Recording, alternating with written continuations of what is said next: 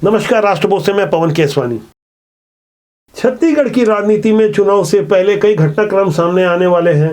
कुछ sting operation, कुछ audio video, तमाम तरह की चीज़ें जैसे कि आमतौर पे चुनाव से पहले होती है। फिलहाल चुनाव को अभी लगभग 9 महीने का समय बाकी है, लेकिन इसके पहले भिलाई से एक ऑडियो वायरल होता है।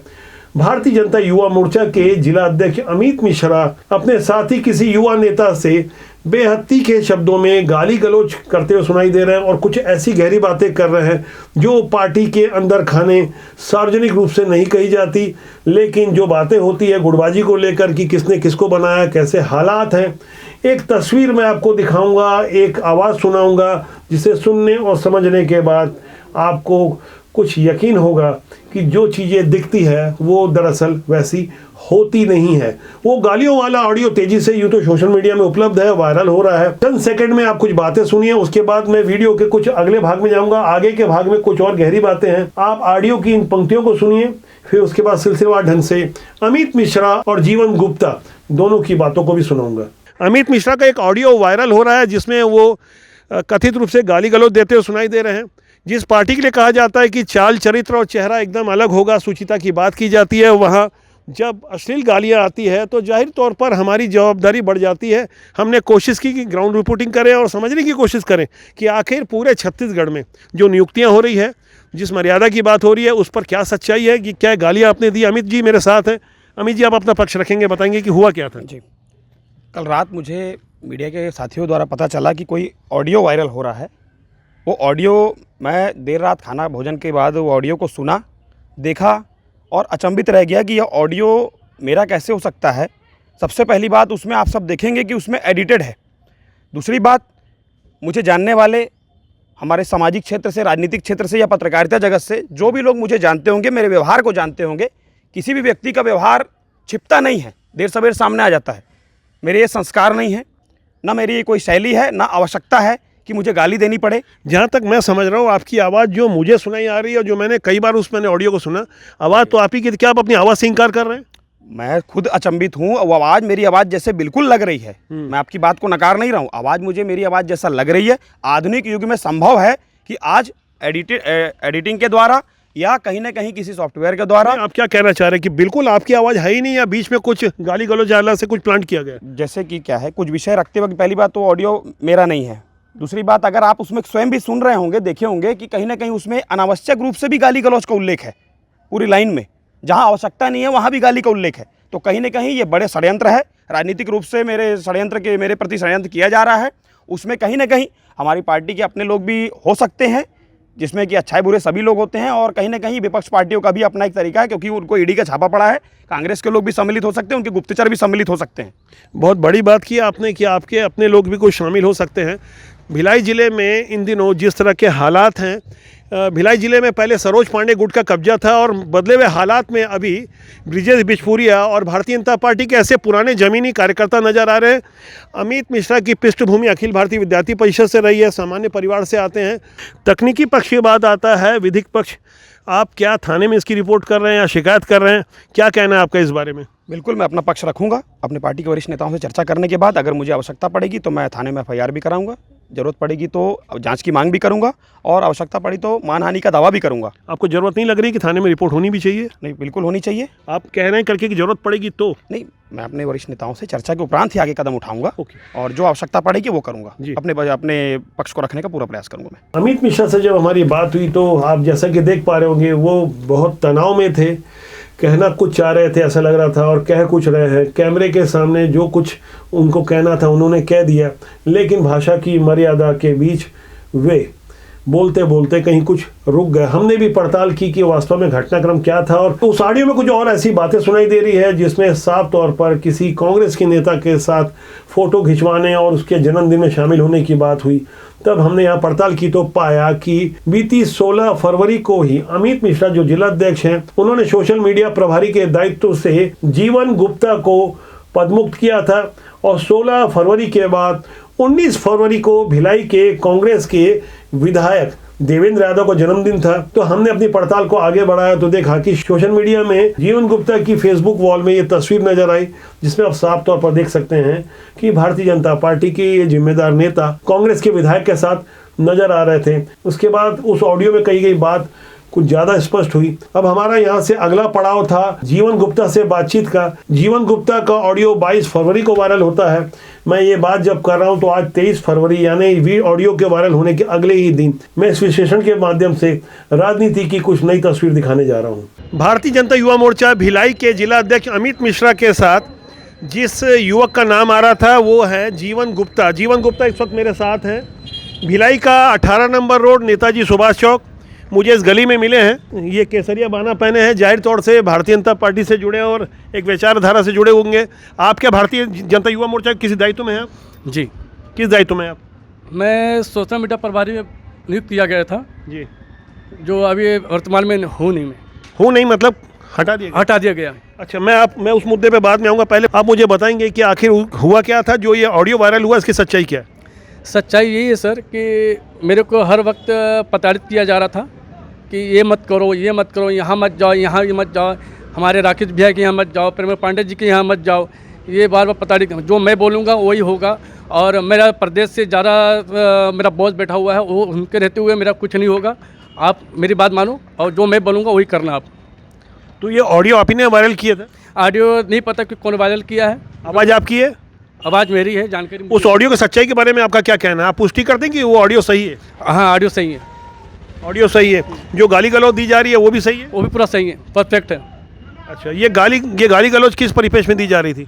कि दिया जा रहा था कि आप भारतीय जनता पार्टी को हो नहीं, आप भारतीय जनता पार्टी के लिए कुछ काम नहीं करते, ये नहीं करते, दुनिया भर के। मगर इतना साल से मैं 15 साल से मैं कार्य करता हूँ बूथ लेवल से आके। आज मैं 2011 में कार्यालय मंत्री बना, फिर 2015 में प्रभारी बना उसका किसान मोर्चा से झुग्गी चौपड़ी से। और ये इनका कहना है कि आप जो मैं बोलूँगा वही आपको करना होगा, नहीं तो मत करना। एक बात समझने वाली है, जो यहाँ दो लोगों की बात हो रही थी।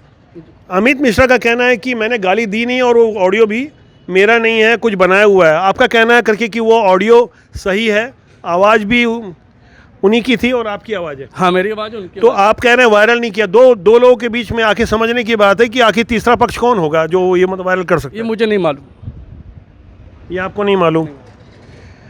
तो ये सच्चाई इन्होंने स्वीकार की कि ऑडियो सही है, आवाज़ भी सही है।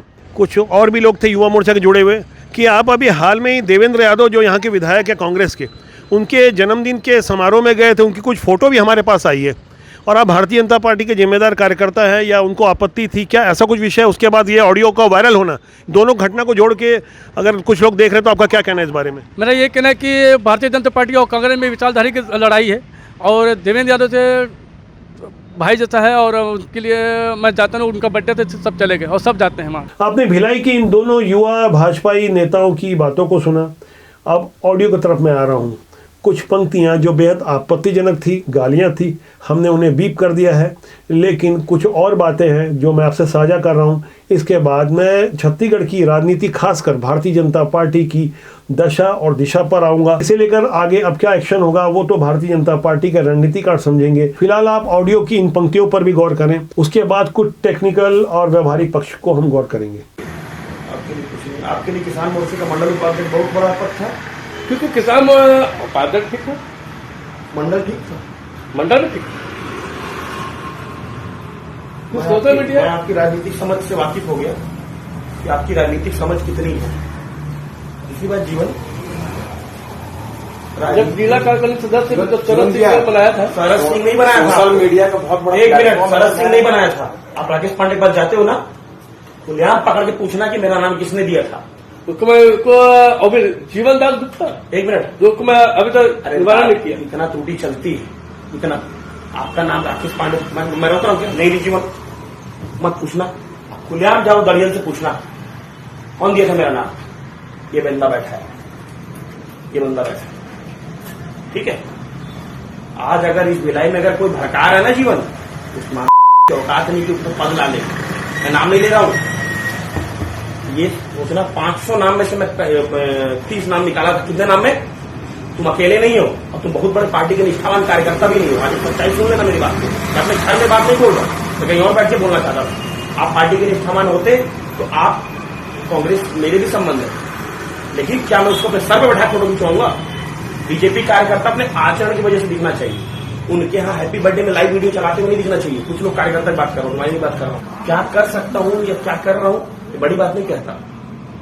अपना दौर आया है, मैं उस गंदगी को साफ करके रहूंगा। पार्टी का लायक नहीं था, उस को भी साफ करके रहूंगा। जो अयोग्य व्यक्ति क्या था सदस्य बताओ मेरे को, विलेन का भी उसको लाके युवा मोर्चा अध्यक्ष बना रहे। अगर ये देखोगे ना लायक न लायक, 3 अध्यक्ष को स्वीकार किया युवा मोर्चा, सत्य, संतोष और शरद, ये युवा मोर्चा थे कभी? ये ना टपक से टपके थे, इनका बाप भी युवा मोर्चा में नहीं था। मत वाली राजनीति की बात जो करता है ना, जो मदद बनता है, सबसे बड़ा हिजड़ा है। नाम नहीं ले रहा हूं, पीठ पीछे तुमको भड़का रहा है, मेरे को भड़का रहा है। मैं बात करता हूं और सुनो, मेरा बैठ के मैं बात करता हूं मुंह पे, किसी नाम लिया मैं।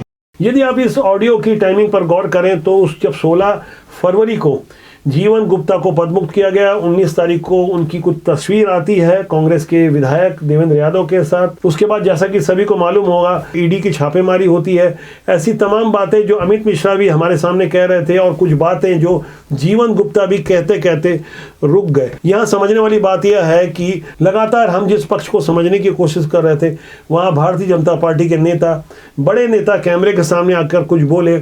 हमारी कोशिश जारी थी, हम लगातार प्रयास कर रहे थे। इस बीच मेरी बात भारतीय जनता पार्टी के प्रदेश अध्यक्ष अरुण साव से भी हुई, तब उन्होंने भी इस बात को स्वीकार किया कि उनके संज्ञान में ये ऑडियो आ चुका है। उनका कहना था कि पार्टी सभी पक्षों का अध्ययन करने के बाद आगे कुछ निर्णय लेगी। अभी फिलहाल बहुत जल्दबाजी है, लेकिन राजनीति हो या व्यवसायिक क्षेत्र या समाज के अन्य क्षेत्र, खासकर युवा जो कहीं ना कहीं अपने नैतिक पतन की ओर बढ़ रहे हैं, कहीं राजनीति की सुचिता तो बहुत दूर की बात है। आमतौर पर गाली गलौज तो बोलचाल की भाषा में व्यवहारिक रूप से शामिल कर लिए गए हैं, जो सभ्य समाज के लिए, खासकर राजनीति के लिए कतई उचित नहीं कहे जा सकते। खासकर ऐसी पार्टी जो खुद को कहती है पार्टी विथ डिफरेंस। हमारे यहाँ चाल चरित्र, चेहरे की बात होती है और यहाँ सार्वजनिक रूप से गालियों का कोई स्थान नहीं है। बीते साल 5 फरवरी को छत्तीसगढ़ के 15 साल मंत्री रहे राजेश मूणत का एक ऑडियो वायरल हुआ था, जिसमें वे पुलिस अधिकारियों पर आक्रामक तेवर में साफ तौर पर गालियां देते नजर आए। तब वहां पार्टी की किरकिरी हुई थी। थाने में जाकर धरना देने के बावजूद पार्टी को कुछ हासिल नहीं हुआ। हाँ, इतना जरूर हुआ कि पार्टी में पूरा का पूरा स्ट्रक्चर ही बदल दिया गया। प्रदेश अध्यक्ष, नेता प्रतिपक्ष, यहाँ तक प्रदेश में भारतीय जनता पार्टी के प्रभारी, तमाम ऐसे बदलावों के बीच जब ऐसे ऑडियो आते हैं, वहाँ आम नागरिक यह सोचने को मजबूर होता है कि राजनीति में क्या हाथी के दांत खाने के और दिखाने के और, या फिर ये कोई टेक्निकल गड़बड़ी है। इस बारे में आपकी क्या राय है, आप कमेंट सेक्शन में जाकर जरूर लिखिएगा। हम सारे पक्षों को सिलसिलेवार ढंग से समझ रहे हैं और कोशिश कर रहे हैं कि राजनीति की सुचिता के लिए राष्ट्रबोध का यह जनमंच लगातार आपके लिए कुछ बेहतर प्रस्तुति देते रहे। हम आपके साथ लगातार बने रहेंगे। बहुत जल्दी एक नए अंक के साथ मैं आपसे मिलूंगा। नमस्कार।